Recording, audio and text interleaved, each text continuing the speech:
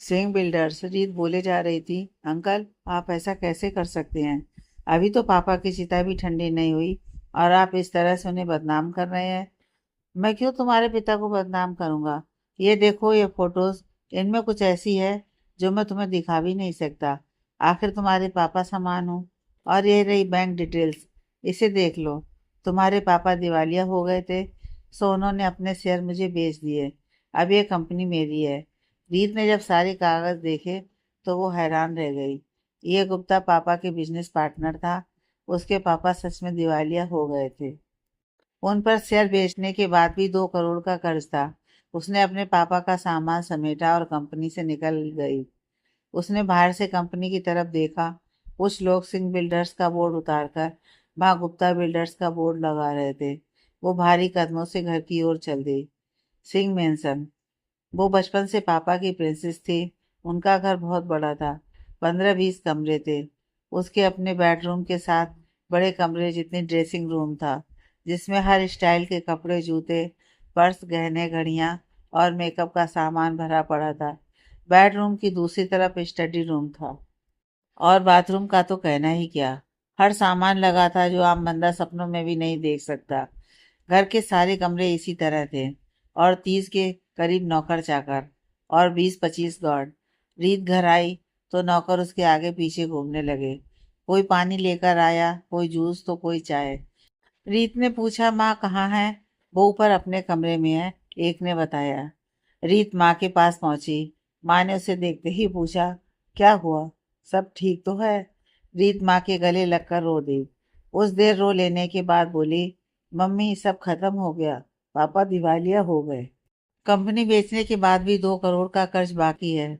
माँ, हम क्या करेंगे? चिंता मत करो बेटा, मैं तेरे मामा से बात करती हूँ।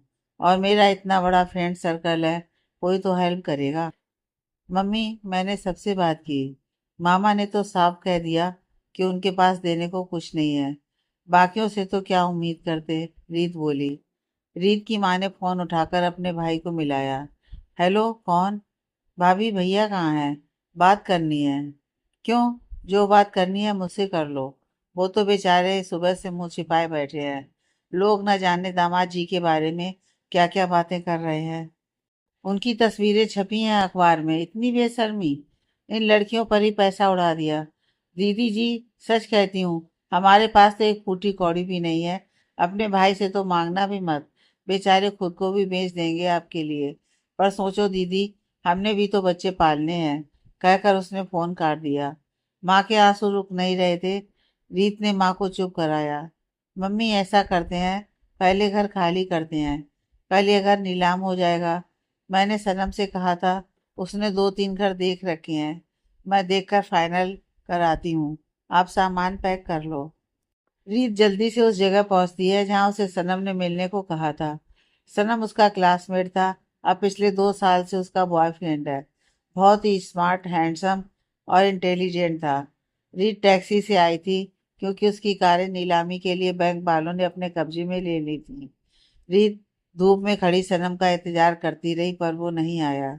उसने फोन किया तो फोन भी बंद आ रहा था। उसे लगा कि कोई काम पड़ गया होगा, सो वो खुद ही किराए के लिए मकान दिलाने वाले ऑफिस में चली गई। वो आदमी उसे मकान दिखाने ले गया।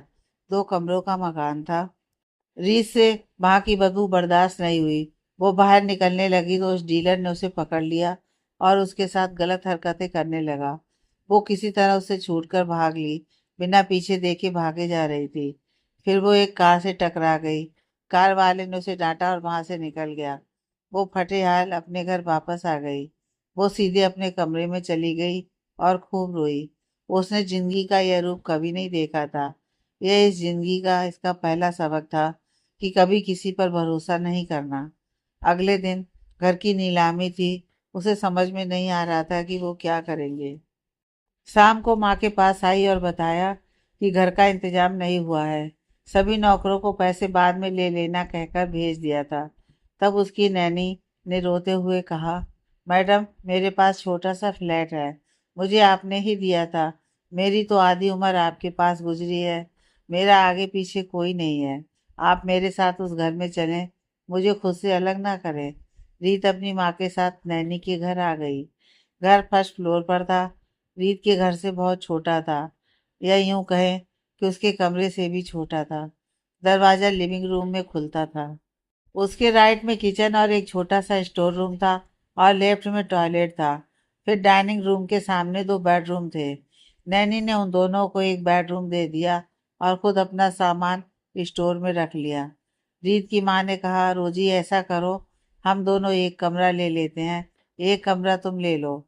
नहीं मैडम, मैं ऐसा कैसे कर सकती हूँ? आपने और साहब ने बुढ़ापे के लिए मुझे ये घर दिया। ये फर्नीचर, किचन का एक एक बर्तन सब आपके ही हैं। मुझे खुशी होगी अगर मैं आपके कुछ काम आ सकूं। अगले दिन उनका घर नीलाम हो गया। सब कुछ 2.5 करोड़ में बिका। 2 करोड़ बैंक ने रख लिए, बाकी से घर के नौकरों, गार्डों, ड्राइवरों और बाकियों का पैसा दिया। सब होने के बाद उनके पास सिर्फ 2 लाख ही बचे। इससे उन्होंने घर का राशन लिया, घर का सामान जैसे फ्रिज, टीवी, वॉशिंग मशीन, तीनों कमरों के लिए एसी। इन्हें पैसे बचाने आते ही नहीं थे, सो वो भी जल्द खर्च हो गए। शाम को बैठकर उन्होंने जब हिसाब लगाया तो उन्हें पता चला कि अब सिर्फ 50,000 के करीब ही बचे थे। रोजी ने उन्हें हिसाब करना सिखाया। रीत सोचने लगी, उसकी ग्रेजुएशन का आखिरी साल था, पर अब पढ़ाई कैसे कर सकती थी। उसने रोजी आंटी से अखबार मंगवाया। अखबार में उसने नौकरियों की तलाश की। अगले दिन वो बताए हुए पते पर गई, पर जहाँ भी गई वहाँ एक नौकरी के लिए हजारों लोग होते, और सब उससे ज़्यादा पढ़े लिखे। सारा दिन पागलों की तरह भूखे प्यासे घूमने पर भी उसे हर तरफ निराशा मिली। शाम को जब वो आ रही थी तो एक रेस्टोरेंट के बाहर नोटिस था, काम के लिए लड़का लड़की चाहिए। वो पढ़कर अंदर चली गई। सामने से एक रेस्टोरेंट के मालिक ने पूछा, इससे पहले कहीं काम किया है? जी नहीं, रीत बोली। क्या काम कर सकती हो? जी, जो आप कहें। बर्तन साफ कर लोगी? हाँ जी, कर लूंगी जी। उसे 5,000 में बर्तन और साफ सफाई का काम दे दिया, और सुबह 7 से शाम 7 बजे का समय। उसने हाँ कर दी, और कोई चारा नहीं था। यह उसने जिंदगी का दूसरा सबक सीखा कि रोटी के लिए काम होना चाहिए, चाहे छोटा हो। रीत ने घर आकर बताया, माँ, आंटी मुझे काम मिल गया। 5,000 एक महीने का है, ठीक है ना? शुरुआत के लिए ठीक है। वैसे काम क्या मिला है? माँ ने पूछा। जी, वो रिसेप्शनिस्ट का है, कहकर रीत अंदर चली गई। वो सोचने लगी कि किस्मत भी क्या क्या रंग दिखाती है। कहाँ वो 5,000 यूं ही फ्रेंड्स को दे दिया करती थी, और कहाँ आज वो 5,000 रुपये महीने का मिलने पर इतना खुश हो रही है। जिंदगी का ये तीसरा सबक था कि पैसे की कदर करो तो वो तुम्हारी कदर करेगा। पैसा है तब सब दोस्त हैं, बेगाने भी अपने हैं, और पैसा नहीं है तो अपने भी बेगाने हो जाते हैं। रीत को सनम की याद आई। उसने फ़ोन किया, पर फ़ोन लग ही नहीं रहा था, जैसे सनम ने इसे ब्लॉक कर दिया हो। उसके होंठों पर दर्द भरी मुस्कुराहट आ गई। ओह, ये तो भी बाकियों जैसा निकला। अगली सुबह रीत तैयार होकर समय पर रेस्टोरेंट पहुंच गई। बहुत ही बड़ा और मशहूर रेस्टोरेंट था, हर वक्त भरा रहता था। रीत को मालिक ने पहले सब सहकर्मियों से मिलाया। ये रिया, नमन, राघव और वो समा है। ये सभी वेटर हैं। इनके अलावा 4 और हैं पार्ट टाइम जॉब वाले। वो दोपहर में आते हैं, और वो पांचों सेफ हैं। वो नीरा है, रिसेप्शनिस्ट। चलो मेरे साथ आओ। ये किचन है, और ये सिंक। यहाँ तुम्हें बर्तन करने हैं। अब पहले सफाई कर लो। रीत ने सबको हेलो बोला और बर्तन धोने के लिए सिंक के पास खड़ी हो गई, पर उसे तो बर्तन ढंग से पकड़ने भी नहीं आते थे, धोने तो दूर। तब रिया ने उसे समझाया कि ऐसे धोने हैं। वो धीरे धीरे धोने लगी। वो बर्तन धो रही थी और रो रही थी अपनी किस्मत पर कि ये दिन दिखाए। कुछ ही देर में वो थक गई और नाजुक हाथों में छाले हो गए। पर जैसे जैसे दिन बढ़ रहा था, बर्तन बढ़ते जा रहे थे। वो बिना कुछ कहे बर्तन धोए जा रही थी। बीच में कुछ देर के लिए खाना खाने के लिए रुकी, पर उसके बाद फिर लग गई। रिया आई। उसने रीत का चेहरा देखा तो बोली, क्या बात है रीत, तेरा चेहरा क्यों पीला पड़ गया? तबीयत तो ठीक है तेरी? उसने अभी पूछा ही था कि रीत बेहोश हो गई। मालिक उसे पास के क्लिनिक ले गए। रिया भी साथ थी। डॉक्टर ने उसे देखा और कहा, देखिए लगता है इसने सुबह से कुछ नहीं खाया, इस कारण बेहोश हो गई। तभी नर्स ड्रिप लगाने लगी तो देखकर हैरान हो गई। ये तो रीत सिंह है, सिंह बिल्डर्स वाले दिलीप सिंह की इकलौती बेटी। फिर उसके हाथ देखते हुए बोली, ये क्या हो गया है इसको? आप लोग कैसे जानते हैं इसे? क्या ये उस सिंह बिल्डर्स के दिलीप सिंह की बेटी है जो पिछले दिनों मरा है? रेस्टोरेंट का मालिक ने पूछा। हाँ, मैं इन्हें अच्छी तरह से जानती हूँ। ये पहले इनकी फैमिली डॉक्टर के पास काम करती थी। ये तो प्रिंसेस हुआ करती थी, नर्स ने बताया। रिया और मालिक दोनों हैरान से कभी रीत को तो कभी नर्स को देख रहे थे। जल्द ही रीत को होश आ गया। उसने मालिक से माफी मांगते हुए कहा, सॉरी सर, मुझे पता नहीं क्या हुआ, पर आप प्लीज मुझे नौकरी से मत निकालना। मैं वापस जाकर सारे बर्तन धो दूंगी। बर्तन? अब हैरान होने की नर्स की बारी थी। कोई बात नहीं, पहले ठीक हो जाओ, फिर बात करते हैं। रिया, मैं वापस जा रहा हूँ, तुम इसे लेकर आ जाना, मालिक बोला। रिया ने पूछा, तुमने खाना नहीं खाया था क्या? खाने लगी थी पर बर्तन ज्यादा थे तो सोचा खत्म करके खा लूंगी। रीत बोली। इतने में रिया का मंगवाया हुआ खाना आ गया। ये लो, कुछ खा लो। रीत ने खाने के लिए रोटी जैसे ही सब्जी में डाली तो उसके जख्म पर सब्जी लग गई। उसकी चीख निकल गई। वो हाथ पकड़कर रो पड़ी। नर्स ने उसके हाथों पर मलहम लगाई और उसे रोटी सब्जी मिक्स करके चम्मच के साथ खाने को दी। रीत बोली, थैंक यू। क्या नाम है आपका? मेरा नाम लेखा है। ओह।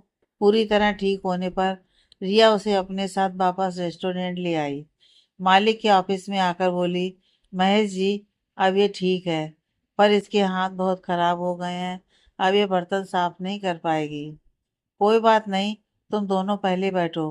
दोनों बैठ गईं। तब महेश जी बोले, रीत, क्या तुम सिंह बिल्डर्स की बेटी हो?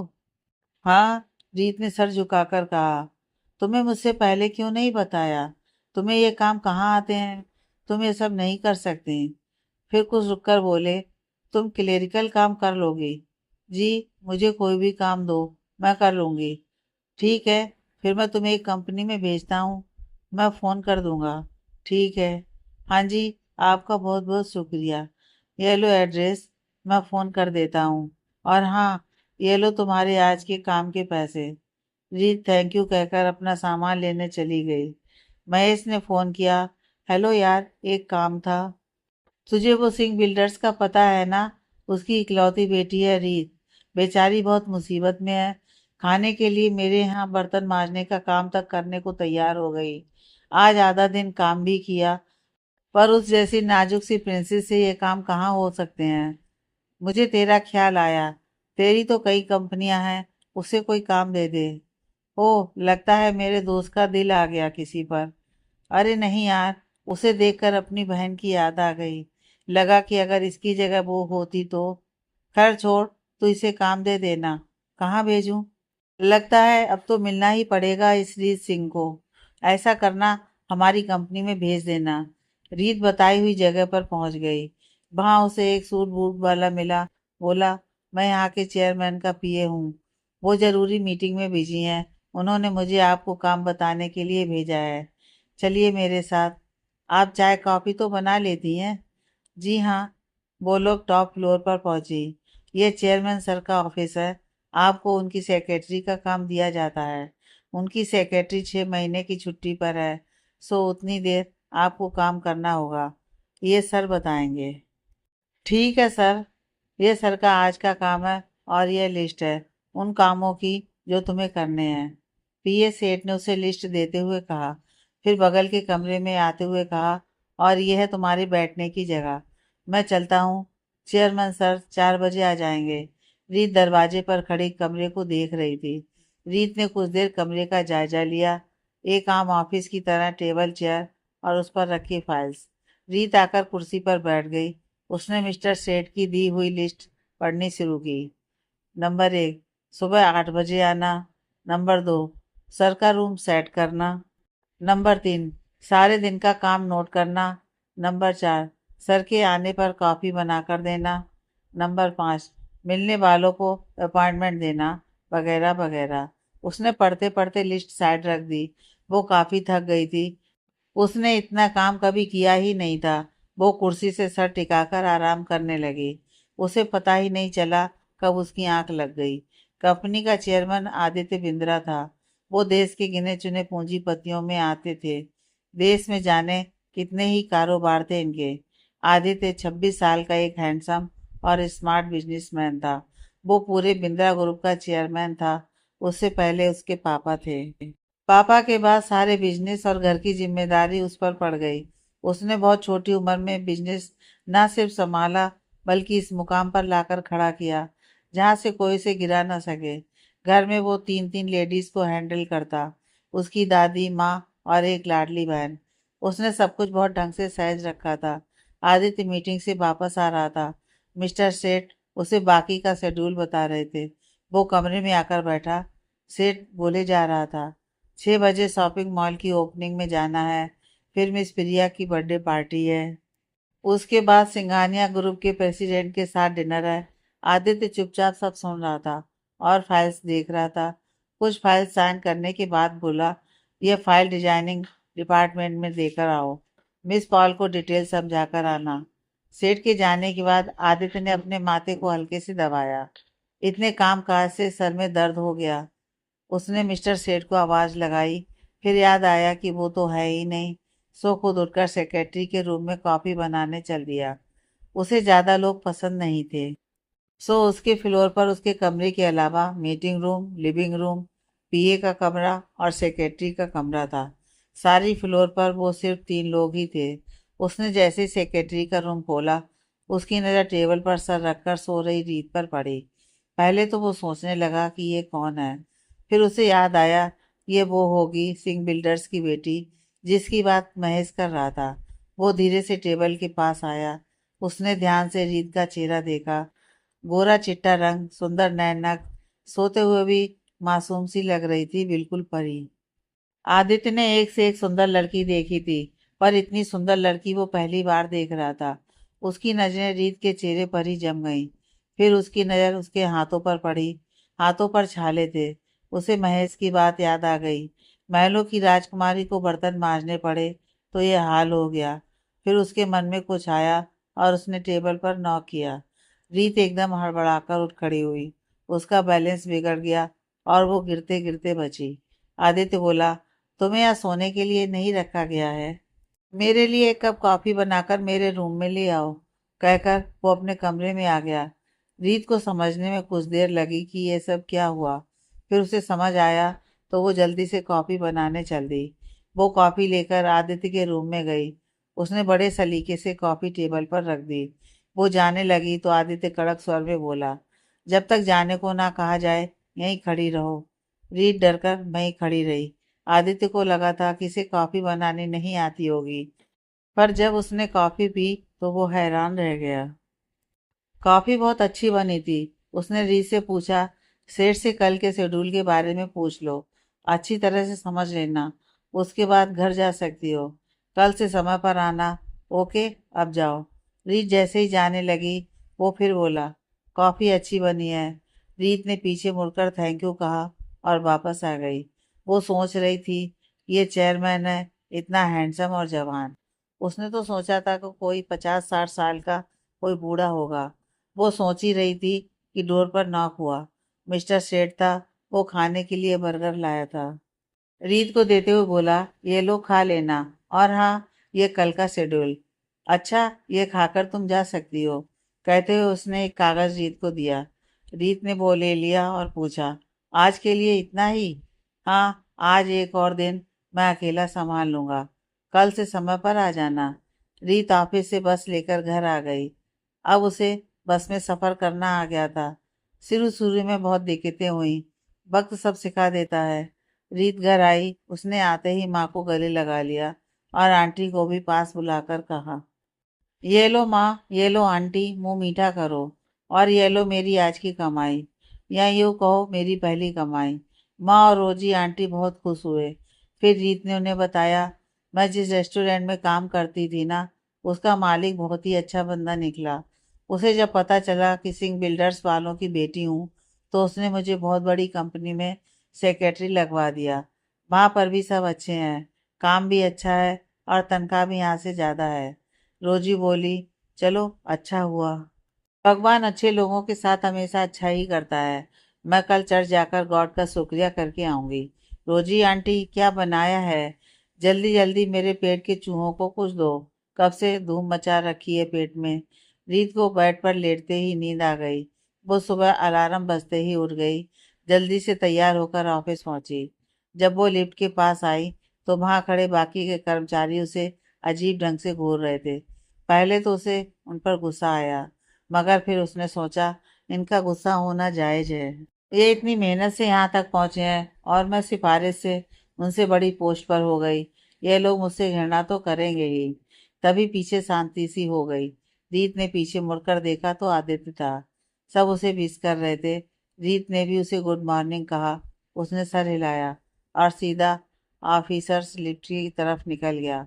फिर वो मुड़ा और उसने रीत को बुलाया। रीत, तुम इस लिफ्ट में आ जाओ।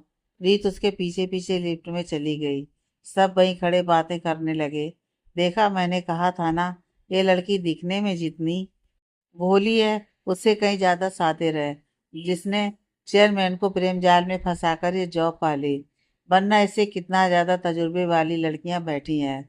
और क्या, कल वो प्यून बता रहा था ये 2 घंटे सर के कमरे में रही। चलो हमें क्या। रीत आदित्य के साथ लिफ्ट में अकेली थी। उसकी धड़कन तेज हो रही थी। अजीब सा लग रहा था। धड़कन तो आदित्य की भी बढ़ गई थी, पर वो सो नहीं होने देता था। लिफ्ट रुकी तो पहले आदित्य उतरा और बिना मुड़े अपने रूम में चला गया। रीत जल्दी से सामान रखकर उसके ऑफिस में गई। उसने सारा सामान सेट किया, फिर बोली, सॉरी सर, मुझे बसों की टाइमिंग नहीं पता थी, इसलिए लेट हो गई। तुम बस से आती हो? जी। रहती कहाँ हो? जी, बुंदेल नगर में। वो तो बहुत दूर पड़ता होगा। नहीं सर, बस में 1 घंटा ही लगता है। बस का किराया कम है और टैक्सी का ज़्यादा, इसलिए बस से आती हूँ। रीत ने देखा कि अब वो कुछ नहीं कह रहा तो वो जाने लगी। ओके सर, मैं कॉफ़ी लाती हूँ। हाँ। आदित्य अपने काम में लग गया।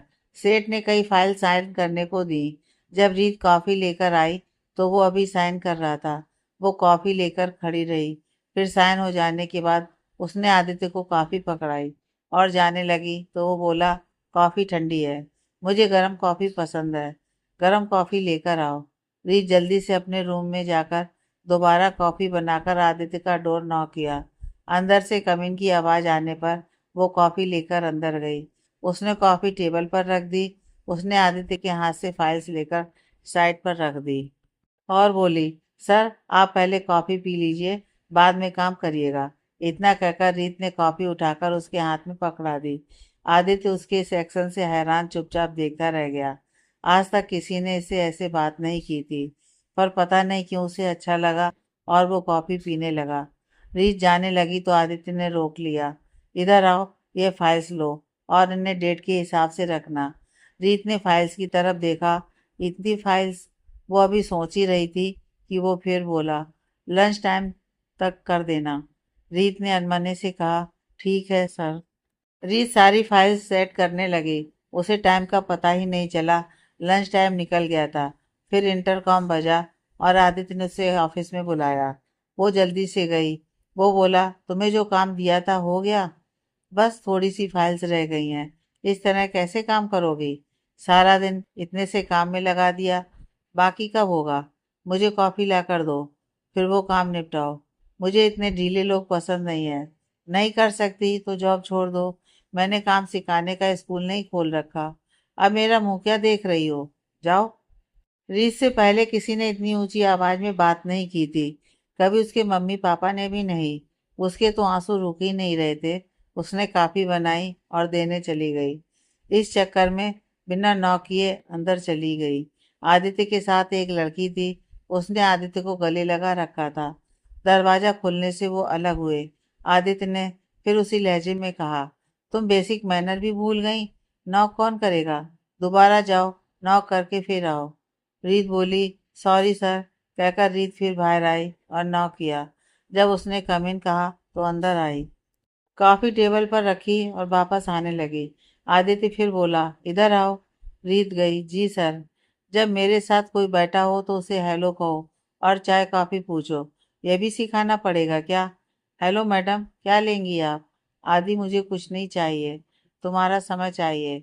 चलो ना कहीं चलते हैं, वो लड़की स्टाइल से बोली।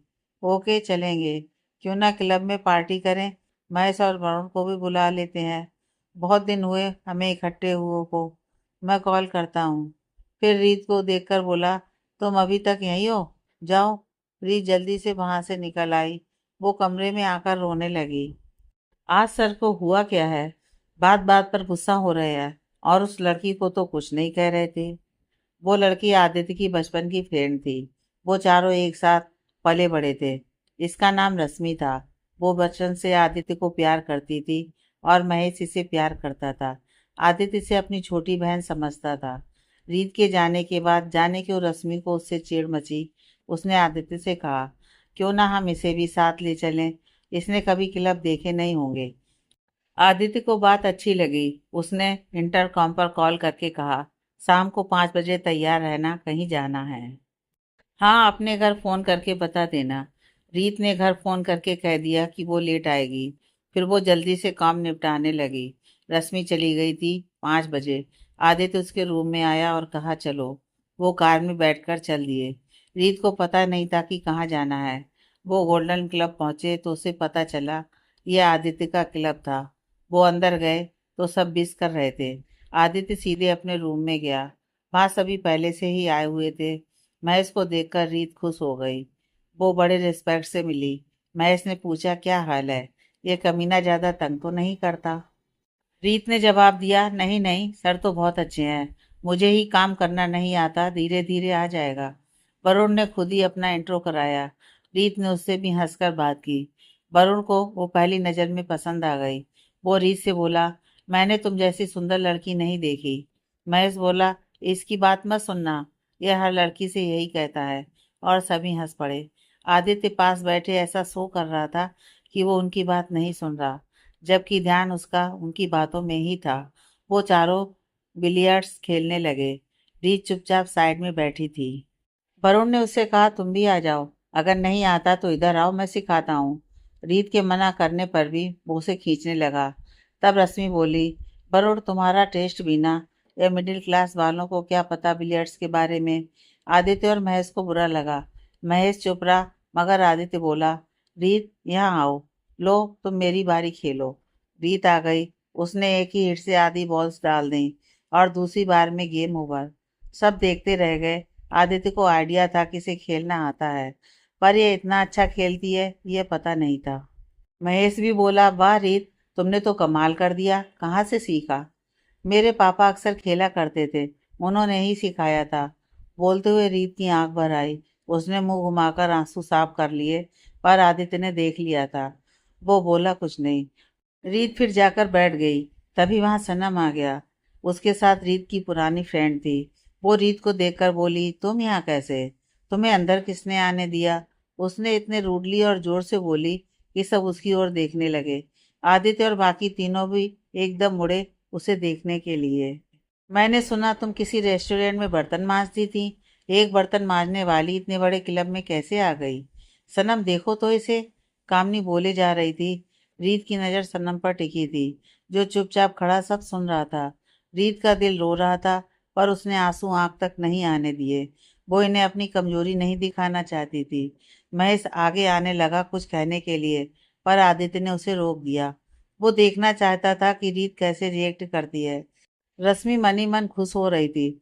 उसकी चाल कामयाब हो गई। उसे कहीं से पता लगा था कि रीत अब आदित्य के ऑफिस में है, सो वो वहां गई थी। उसने देखा कि आदित्य और महेश इसकी ज्यादा केयर कर रहे हैं, सो इसने ये चाल चली। ये और कामनी एक दूसरे को जानती थी। कामनी ने ही इसे रीत के बारे में और सनम और रीत के रिश्ते के बारे में भी सब बताया था। वो खुश हो रही थी रीत को जलील करा के। रीत ने कामनी को देखा ही नहीं, और उठकर सनम के पास गई और उसे एक थप्पड़ जड़ दिया। सनम मुंह पर हाथ रखकर गुस्से से बोला, रीत। कामनी रीत के थप्पड़ मारने लगी, तो रीत ने उसका हाथ पकड़ लिया और बोली, मैं आज जो भी हूँ, जैसी भी हूँ, बहुत खुश हूँ कि तुम जैसे मतलबी लोगों से दूर हूँ। अच्छा हुआ जो मेरी ये हालत हुई। मुझे तुम लोगों की असलियत पता चल गई। चाहे मैं बर्तन मांज कर पैसे कमाऊं, वो पैसा मेरा अपना है। तुम्हारी तरह अपने बाप के पैसे पर रोक नहीं मारती। और तुम सनम, बचपन से तुम मेरे साथ थे, मेरी हर बात तुम्हें पसंद थी, कितना प्यार करती थी मैं तुम्हें। हर एक चीज़ जो आज तुम्हारे पास है मेरी दी हुई है। याद है तुम्हारे जरा से कहने पर मैंने तुम्हें पापा से कहकर इटली से तुम्हारे लिए घड़ी मंगवाई थी। कितनी पागल थी मैं। हमारे साथ जब ये सब हुआ तो मुझे सिर्फ तुम पर भरोसा था। मैं तुम्हें फ़ोन करती रही, तुमने नहीं उठाया तो मैंने सोचा कि तुम पढ़ने में बिजी होगे। पर अच्छा है तुम्हें यहाँ मिली, कहकर रीत ने मुंह फेर लिया। उसने अपने आंसू साफ किए और आदित्य और बाकी तीनों बुत बने उसे देख रहे थे। रश्मि ने कामनी को इशारा किया। कामनी ने फिर गुस्से से रीत के थप्पड़ मारा और बोली, तुम होती कौन हो मेरे सनम को ऐसा बोलने वाली? वो तो शुरू से ही मेरे साथ था, तुम इसके पीछे पड़ी रहती थी। अभी मैं तुम्हें तुम्हारी औकात दिखाती हूँ। सिक्योरिटी, सिक्योरिटी, इधर आओ। ये लड़की कब से परेशान कर रही है, इसे बाहर निकालो। सिक्योरिटी गार्ड आ गए। वो रीत को निकालने के लिए उसकी ओर बढ़े, तभी आवाज आई, रुक जाओ, उसे कोई हाथ नहीं लगाएगा। ये आदित्य था, उसने सिक्योरिटी गार्ड को कहा। सिक्योरिटी गार्ड ने जब उसे देखा तो एकदम से रुक गए और सिर झुकाकर बिस किया। वो फिर बोला, इन दोनों को निकाल दो और ध्यान रहे ये दोबारा यहाँ ना आ सके। ऐसे कैसे तुम हमें निकाल सकते हो?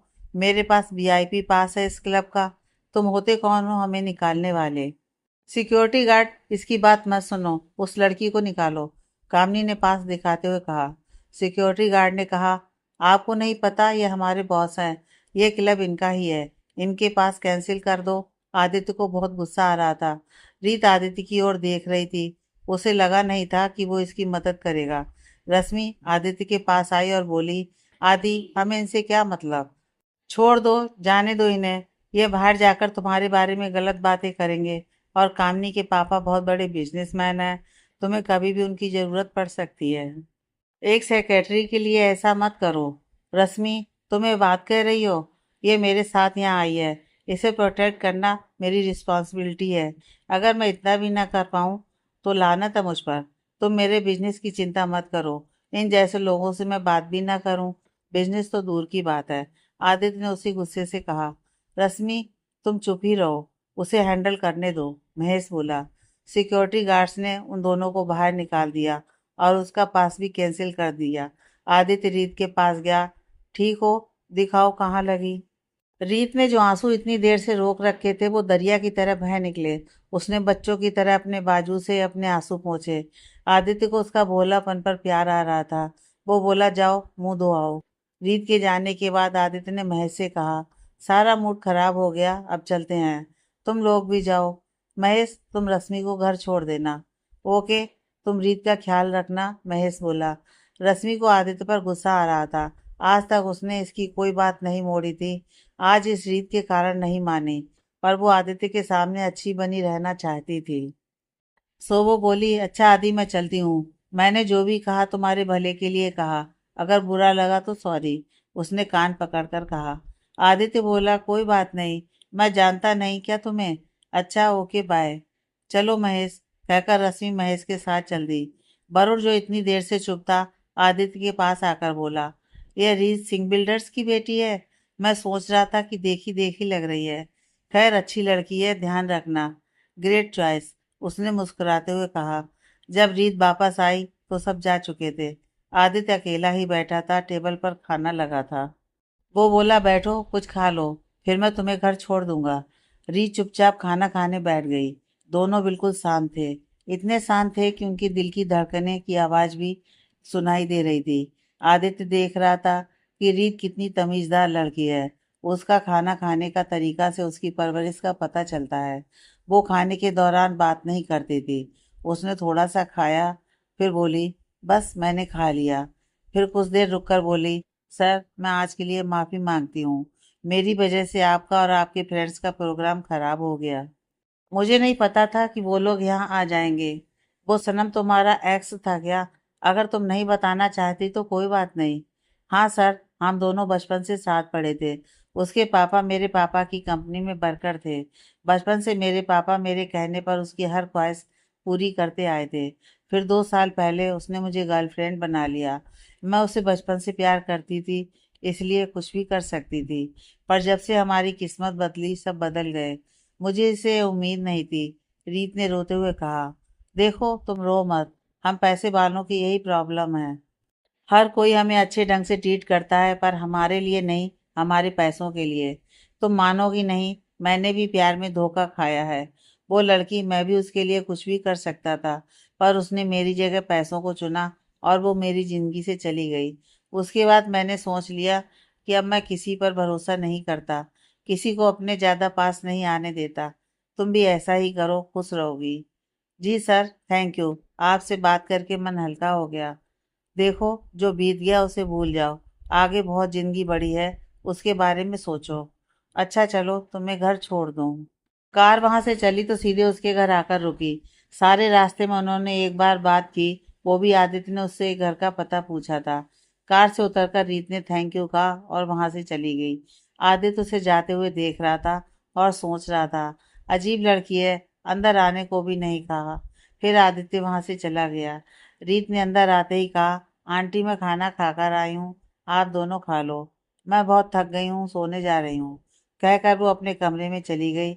आदित्य ने घर पहुंचते ही सेठ को फोन किया, मुझे दो बंदों की जानकारी चाहिए, और जो भी उन्होंने आज क्लब में किया उसकी भी छानबीन करके पता लगाओ कि वो जानबूझकर किया या ये इत्तेफाक से हुआ। आदित्य का घर बहुत ही बड़ा था, जैसा फिल्मों में होता है। अंदर आते ही बड़ा सा हॉल, उसके एक कॉर्नर में किचन और डाइनिंग रूम है, दूसरी तरफ टॉयलेट था। सामने बड़ी सी सीढ़ियाँ थीं, ऊपर 5 बेडरूम थे, उससे ऊपर भी 5-6 कमरे थे। घर में लिफ्ट भी थी। वो बात करते अंदर आया तो सामने माँ बोली, आज बहुत दिनों के बाद सही वक्त पर आए हो, आओ खाना खा लो। नहीं माँ, मैं खाकर आया हूँ। दादी, अब आपकी तबीयत कैसी है? ठीक है, मुझे क्या हुआ है, तेरे बच्चे खिलाए बिना नहीं मरती। कब कर रहा है मेरा यह सपना पूरा? शिवानी, तुम कह रही थी कुछ लड़कियां देखी हैं तुमने? हाँ जी मम्मी जी, देख तो रखी हैं कई लड़कियां, पर इसे भी तो कोई पसंद आए। आदित्य की माँ शिवानी बोली, हद है दादी। और आप मम्मी, आप भी। मैंने कितनी बार कहा कि मुझे शादी नहीं करनी। पहले अंजू दी की शादी करो, फिर बाद में मेरी शादी की सोचना। तुम सिर्फ अपनी बात किया करो, मेरे बारे में बात करने की जरूरत नहीं। मैंने पहले ही कह दिया है कि मैं शादी नहीं करूंगी, तो मतलब नहीं करूंगी। आदित्य की बड़ी बहन अंजू बोली और उठकर चली गई। इस लड़की से तो बात करना भी मुश्किल है, बिल्कुल अपने पापा जैसी है। दादी बोली, आदित्य, तुझे दादी की ये इच्छा तो पूरी करनी ही पड़ेगी। मैंने तेरे कमरे में कुछ लड़कियों की फाइल्स रखी है, एक बार तो देख ले, इनमें से एक लड़की पसंद कर ले। माँ बोली। आदित्य बिना बोले कमरे में आ गया। वो सीधा बाथरूम चला गया। नहाने के बाद वो फाइल्स देखने लगा। सब लड़कियां बड़े बड़े बिजनेसमैन की बेटियां थी। आदित्य देख नहीं रहा था और उसे नजर रीत आ रही थी। हर फोटो से रीत की फोटो लग रही थी। उसने फाइल बंद की, दोबारा खोली, फिर रीत दिख रही थी। वो सोचने लगा, ये मुझे क्या हो गया। उसे लगा कि सारा दिन रीत के साथ था, इसलिए उसे हर लड़की में रीत दिख रही है। उसे कोई लड़की पसंद नहीं आई। रीत सुबह जब उठी तो उसका बदन दर्द कर रहा था। उसे लगा कि थकावट की वजह से है। वो उठी, तैयार हुई और ऑफिस पहुंच गई। उसने रोज की तरह आदित्य का रूम सेट किया और कॉफ़ी लेने चली गई। जब वो कॉफ़ी लेकर आई तो आदित्य आ गया था। उसने कॉफ़ी लेकर रीत से कहा, गुड मॉर्निंग। ऐसा करो, सानी एंड सन्स की फाइल लेकर आओ। तुम्हें कहा तो था कि पुरानी बातें भूल जाओ, रोने से कुछ हासिल नहीं होगा। और उस घटिया बंदे के लिए क्या रोना, बल्कि खुश होना चाहिए कि उससे बच गई तुम। फाइल पढ़ते हुए आदित्य बोल रहा था, सुनो, वो रैक में से फाइल कवर लेकर आओ। उसने कवर लाकर आदित्य के आगे किया। आदित्य के ध्यान फाइल पढ़ने में था। उसने कवर पकड़ा तो गलती से रीत का हाथ टच हो गया। उसने एकदम रीत की तरफ देखा और उसका हाथ पकड़कर बोला, तुम्हारा हाथ कितना गर्म क्यों है? उसने रीत को अपनी ओर खींचा और उसके माथे पर हाथ रखकर देखा। माथा गर्म पड़ा था। तभी दरवाजा खुला। सेठ आया था। वो अंदर का सीन देखकर ठिठक गया और बोला, आप अपना काम कीजिए, मैं बाद में आता हूँ। तब आदित्य को कुछ एहसास हुआ। उसने झट से अपना हाथ हटाया और सेठ को आवाज़ दी। सेठ वापस आया। जी सर, गुड मॉर्निंग। कहिए। कार निकालो, उसने कार की चाबी सेठ को देते हुए कहा। फिर उसने रीत को पकड़ा और कहा, चलो मेरे साथ। रीत हैरान परेशान उसकी तरफ देखकर बोली, कहाँ सर? आदित्य लिफ्ट से निकला। उसने रीत का हाथ पकड़ रखा था। सुबह का वक्त था, स्टाफ वाले आ रहे थे। सब उनकी तरफ देख रहे थे। उन्होंने कभी आदित्य को किसी लड़की के साथ खड़े भी नहीं देखा था। वही आदित्य आज लड़की का हाथ पकड़े उसे लिए जा रहा था। सारे ऑफिस में खबर फैल गई। लोग खिड़कियों से झांक कर देखने लगे। आदित्य ने सेठ से कार की चाबी ली और बोला, तुम पीछे संभालना, मैं रीत को हॉस्पिटल लेकर जा रहा हूँ। सर, नहीं, रहने दीजिए, मैं दवाई ले लूंगी। आदित्य कहाँ सुनने वाला था। उसने रीत को कार में बिठाया और चल दिया। ऑफिस में सभी उनके बारे में बातें करने लगे। एक लड़की जो खिड़की से देख रही थी, उसने उनकी फोटो खींच ली। उसने वो फोटो किसी को सेंड कर दी। कुछ ही देर में उसका फोन बजने लगा। हेलो, कौन है ये लड़की? आदित्य इसको कहाँ ले जा रहा है? आंटी, ये आदित्य की नई सेक्रेटरी है। अभी 2-4 ही दिन हुए इसे यहाँ लगे हुए। कल भी आदित्य और ये साथ गए थे, और आज भी। ये लड़की कुछ ज्यादा ही तेज है। आदित्य तो इसके जाल में फंसता जा रहा है। संध्या बोली। हाँ, तुम ध्यान रखा करो, तुम्हें इसी काम के लिए रखा है वहाँ। बाकी मैं देख लूंगी, कहकर उसने फोन काट दिया। किसी ने पीछे से पूछा, शिवानी किससे बात कर रही हो? माँ, कुछ नहीं, वो पार्लर वाली का फोन था। शिवानी, आदित्य की माँ बोली। आप इतनी जल्दी क्यों उठ गई? तुम्हारी आवाज़ सुनी तो डर गई। इतनी सुबह किसका फोन आया है इसलिए उठ गई, आदित्य की दादी ने कहा। चलिए वहां बैठते हैं। नहीं, मैं पहले ब्रश कर रहा हूँ, कहकर दादी चली गई। Fortis hospital. आदित्य रीत को लेकर डॉक्टर के पास गया। यह उसके दोस्त का हॉस्पिटल था। उसका दोस्त डॉक्टर दीपक वहां आया। हेलो, क्या बात है? इसे चेक करो, तेज बुखार है, आदित्य ने कहा। दीपक ने उसे चेक किया, फिर बोला, बुखार ज्यादा ही है। कब से है? जी, मैंने ध्यान नहीं दिया। उसने नर्स को कहा, इन्हें अंदर ले जाकर ड्रिप लगा दो। और हाँ, यह कुछ टेस्ट लिखे हैं, करवा लेना। नर्स से कहकर दीपक आदित्य से बोला, आदि, कब से बुखार है इसे? अगर थोड़ी देर और ना लाते तो बिगड़ भी सकता था। मुझे पता नहीं, इसने बताया ही नहीं। ये तो अगर मैं ना देखता तो पता ही नहीं चलता, आदित्य बोला। कमाल है यार, तुम अपनी गर्लफ्रेंड का ध्यान भी नहीं रख सकते। नहीं डॉक्टर, ये मेरे बॉस हैं। इससे पहले कि आदित्य कुछ बोलता, रीत ने झट से कह दिया। कहना तो आदित्य ने भी यही था, पर उसे रीत का यह कहना बुरा लगा। उसने गुस्से से रीत को कहा, तुम चुप रहो। तुम्हें पता नहीं था कि बुखार है? इस हालत में ऑफिस आने को किसने कहा था? वो मैंने सोचा कि अभी कुछ दिन ही हुए हैं मुझे काम पर आते हुए। अगर छुट्टी करूंगी तो आप। रीत बोलते बोलते रुक गई। हाँ हाँ, कह दो। यही कहना चाहती हो ना कि मैं गुस्सा होता हूँ? अरे, मैं क्या तुम्हें जल्लाद दिखता हूँ? मैंने कभी तुम्हें कुछ कहा? पर तुम सबको ये दिखाना चाहती हो कि मैं इतना बुरा बॉस हूँ। यह तो आज मुझे गलती से पता लग गया, वरना तुम कहाँ बताने वाली थी? ये भी नहीं सोचा कि अगर तुम्हें कुछ हो जाता तो मेरा क्या होता?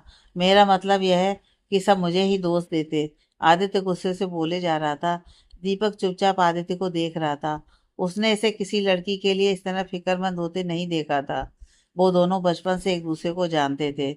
आदित्य, दीपक, उसकी बहन रश्मि, वरुण और महेश, पांचों बचपन से एक साथ पले बड़े थे। दीपक एक सेमिनार अटेंड करने बाहर गया हुआ था, इसलिए उस दिन क्लब नहीं गया। जब आदित्य रीत को बोल रहा था तो रीत चुप रही। पर वो बचपन से सबकी लाडली थी, तो उससे किसी ने भी इस तरह बात नहीं की थी। इसलिए जब भी कोई जरा सी ऊंची आवाज में बोलता तो वो रो पड़ती। अभी उसकी आंखें भर आईं। जब दीपक ने देखा कि वो रो रही है तो वो बोला, क्या हुआ? कुछ दुख तो नहीं रहा? नहीं, रीत ने धीरे से कहा। आदित्य भी उसके पास आया। उसे महसूस हुआ कि वो कुछ ज्यादा ही बोल गया। जब नर्स टेस्ट के लिए खून निकालने लगी तो रीत ने डरकर आदित्य का हाथ पकड़ लिया। अगर उसके पापा जिंदा होते तो वो कह देती, मुझे इंजेक्शन नहीं लगवाना, मुझे डर लगता है। पर अब वक्त बदल गया है, अब वो नखरे नहीं कर सकती। अब उसके नखरे सहने वाला कौन है? आदित्य को रीत की पकड़ से पता लग रहा था कि वो डर रही है। तो उसने एक हाथ से उसका हाथ कसकर पकड़ लिया और दूसरा हाथ उसकी आंखों पर रख दिया। दीपक को लग रहा था मानो कोई रोमांटिक मूवी चल रही हो। उसने साइड से आदित्य का वीडियो बना लिया। बाद में उसने पांचों वाले ग्रुप में डाल दी। मैसेज पर मैसेज आने लगे। ये कब का है? महेश। अभी का है। दीपक। वाह, आदि बड़ा हो गया। वरुण। क्या हुआ इसे? रश्मि। तेज बुखार है। दीपक। ओ बेचारी रीत। महेश। क्या ये रीत है? उससे कहना मैं बहुत बिजी हूँ, नहीं तो जरूर आता। वरुण।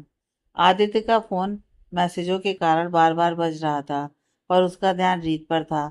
जिस जगह से खून निकाला था नर्स ने रुई रखकर उसे पकड़ने को कहा था। आदित्य वहीं पकड़कर खड़ा था।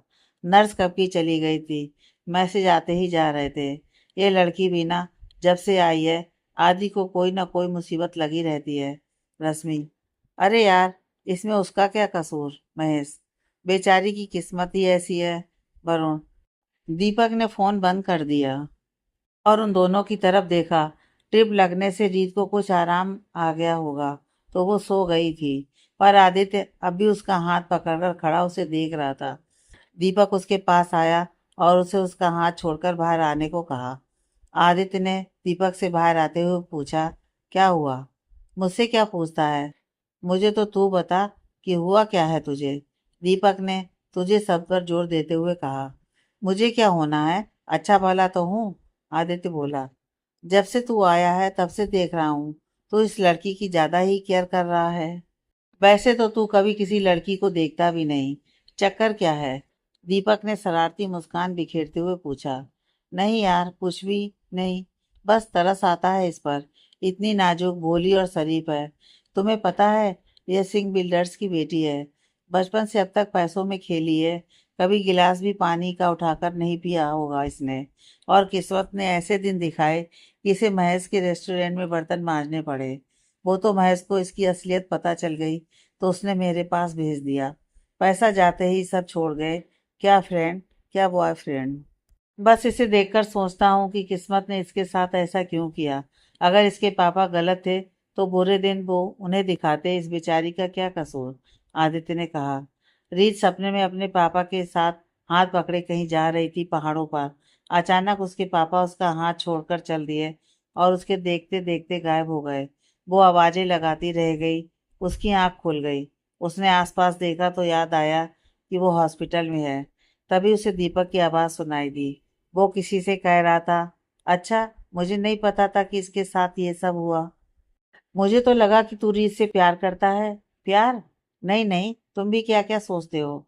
मैं भला उससे प्यार कैसे कर सकता हूँ। मुझे तो बस उससे हमदर्दी है। तरस आ जाता है उसकी शक्ल देखकर। वैसे भी मुझे इस टाइप की लड़कियां नहीं पसंद। मुझे तो बोल्ड लड़कियां पसंद है, इतनी कमजोर दिल की नहीं। आदित्य बोला। रीत अंदर सब सुन रही थी। उसका दिल एकदम से बैठ गया। उसे लगने लगा था कि शायद आदित्य उसे पसंद करता है, इसलिए उसे खुद लेकर हॉस्पिटल आया।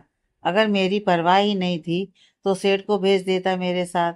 क्यों मुझे झूठी आस दिखाई। पर अच्छा ही हुआ, मुझे पहले ही पता लग गया। अब दिल किसी से नहीं लगाऊंगी। किसी से आस ही नहीं रखनी। टूटती है तो बहुत तकलीफ होती है। उसने दरवाज़ा खुलने की आवाज़ सुनी तो आंखें बंद कर ली। एक आंसू फिर भी साइड से निकल गया। दीपक और आदित्य के साथ नर्स भी थी। उसने कहा, सर, टेस्ट जमा करा दिए हैं, रिपोर्ट शाम तक मिलेगी। सर, यह ड्रिप ख़त्म हो गई, दूसरी डोज लगा दूं? हाँ, लगा दो। फिर आदित्य से बोला, इसके परिवार को बता देते, मुझे किसी का नंबर नहीं मालूम है। ये उठ जाएगी तो इससे पूछकर फ़ोन कर दूंगा। सिस्टर, ऐसा करना, इनके लिए खिचड़ी ले आना, दीपक ने नर्स से कहा। आदित्य रीत की चादर ठीक कर रहा था। उसने उसकी आंख से बहता आंसू देखा। उसके दिल को झटका सा लगा। उसने हाथ बढ़ाकर आंसू पोंछ दिया। जैसे ही उसने छुआ, रीत की धड़कन रुक गई। उसने आंखें खोल लीं। आदित्य भी एकदम ठिठक गया। सॉरी, मैंने तुम्हें जगा दिया। जी कोई बात नहीं सर, आप वापस ऑफिस चले जाते। आपकी आज जरूरी मीटिंग थी, रीत ने खुद को संभालते हुए कहा। वो तुम्हें अकेला छोड़कर कैसे चला जाता? आदित्य की बात सुनकर दीपक ने सोचा, हाँ, मैं तो भूत हूँ जो सुबह से यहाँ तुम्हारे साथ खड़ा उसके ठीक होने का इंतजार कर रहा हूँ। आदित्य को कुछ महसूस हुआ। उसने दीपक की तरफ देखा। कुछ कहा तुमने? नहीं, शुक्र है तुम्हें याद है मैं भी यहाँ हूँ। मैंने सोचा तुम भूल गए, जो उसे अकेला छोड़कर जाने से डर रहे हो। मेरा मतलब मैं हूं ना। आप अपना ऑफिस का काम देखिए। यह आखिरी लाइन इसने इतने धीरे से कहा ताकि रीत ना सुन ले। आदित्य ने उसे घूर कर देखा। वो अनदेखा करके रीत के पास चला गया। अब बदन दर्द कैसा है? कुछ चाहिए हो तो मुझे कह देना, मैं यहीं हूँ। डॉक्टर, कितना समय यहाँ और रहना पड़ेगा? मैं घर फोन करके किसी को बुला लेती हूँ, रीत ने कहा। रिपोर्ट्स पर डिपेंड करता है, फिर भी आज रात को रुकना ही पड़ेगा। बुखार उतरा नहीं है अभी। ओह ठीक है, मैं फ़ोन कर लेती हूँ। जब उसे फ़ोन की याद आई तो उसे याद आया कि वो अपना फ़ोन तो ऑफिस में ही भूल आई। उसने आदित्य से कहा, सर, मुझे अपना फ़ोन दीजिए प्लीज़, घर फ़ोन कर दूँ, फिर आप भी चले जाना। आदित्य ने फ़ोन दे दिया, पर जाने क्यों वो वहीं रहना चाहता था और रीत उसे भगाए जा रही थी। आखिर ये समझती क्या है? उसने रीत पर गुस्सा आ रहा था। रीत ने घर फ़ोन किया, आंटी ने उठाया। हेलो, कौन? किससे बात करनी है आपको? आंटी ने अनजान नंबर देखकर पूछा। आंटी, मैं रीत बोल रही हूँ। रीत की आवाज़ भी ठीक से निकल नहीं पा रही थी और कुछ वो बताने से भी डर रही थी कि माँ घबरा जाएंगी। आदित्य ने फ़ोन ले लिया। हेलो जी, मैं रीत का बॉस बोल रहा हूँ। उसे बहुत तेज बुखार था, सो उसे फोर्टिस हॉस्पिटल में एडमिट किया हुआ है। उसे शायद रात भर रहना पड़े। जी ठीक है, मैं यहीं हूँ। आप पहुंचकर फ़ोन कर दीजिएगा। आगे की कहानी नेक्स्ट पार्ट में।